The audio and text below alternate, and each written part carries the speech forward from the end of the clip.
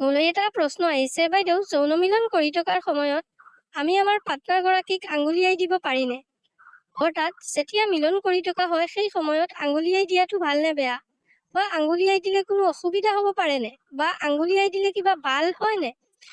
এই আটাইখিনি কথা আজিৰ ভিডিঅ'টোত বিস্তাৰিতভাৱে আলোচনা কৰিম। তাৰ আগত কৈ দিওঁ, আপুনি যদি যৌন সমস্যাৰ যিকোনো কথা মোৰ লগত পাৰ্চনেলিভাৱে পাতিব বিচাৰে বা তেনেকুৱা সমস্যাৰ সমাধান পাব বিচাৰে, তেনেহ'লে আপুনি মোৰ হোৱাটছএপত কণ্টেক্ট কৰি কথা পাতিব পাৰিব। কিন্তু এইটো এটা পেইড প্ৰক্ৰিয়া, যাৰ কাৰণে আপোনাক অকণমান ফিজ পে' কৰিব লাগিব। এতিয়া আকৌ মূল কথালৈ। মূল কথাটো হ'ল যে মিলন কৰি থকাৰ সময়ত আঙুলিয়াই দিব পৰা যায়নে? বা আঙুলিয়াই দিয়াটো কিমান দূৰ ভাল?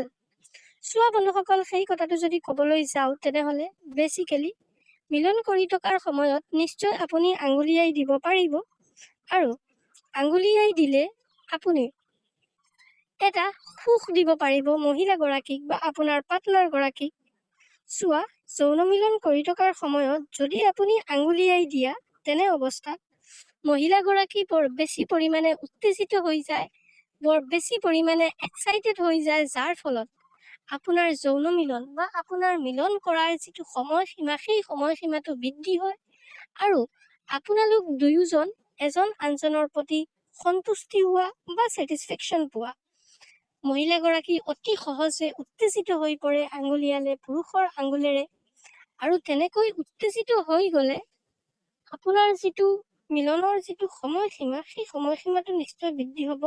আৰু মহিলাগৰাকী যদি উত্তেজিত হয় তেনেহ'লে অতি কম সময়ত, উত্তেজিত হোৱাৰ পিছত অতি কম সময়ত মহিলাসকলে ছেটিছফেকশ্যন পাই যায়।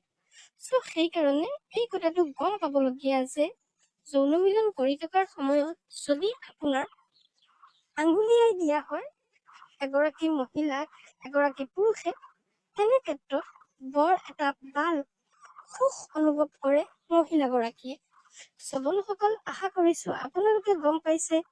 যদি মোৰ ভিডিঅ'টো ভাল লাগিছে, মোৰ পেজটো ফ'ল' কৰক, ভিডিঅ'টো এটা শ্বেয়াৰ কৰক। যদি ইউটিউবত চাইছে তেনেহ'লে চেনেলটো ছাবস্ক্ৰাইব কৰক, কিয়নো এইটো পেজত বা এইটো চেনেলত আপোনালোকে এনেকৈ ইণ্টাৰেষ্টিং ভিডিঅ' পাই থাকিব। আৰু যদি আপোনালোকে মোৰ লগত পাৰ্চনেলিভাৱে কথা পাতিব বিচাৰে তেনেহ'লে মোৰ হোৱাটছএপ